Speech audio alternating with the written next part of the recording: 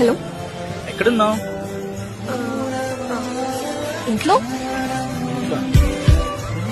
అవును, ఇంట్లోనే ఉన్నాను. ట్రాఫిక్ సౌండ్ వినిపిస్తుంది. అదే బాల్కనీలో ఉన్నాను, అందుకే.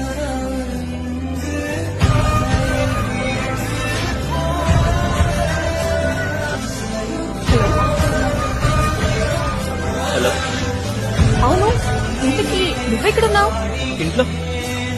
మరి నీ దగ్గర ట్రాఫిక్ సౌండ్స్ ఏంటి? అదా, విండో ఓపెన్ చేసుకుని మాట్లాడుతున్నా.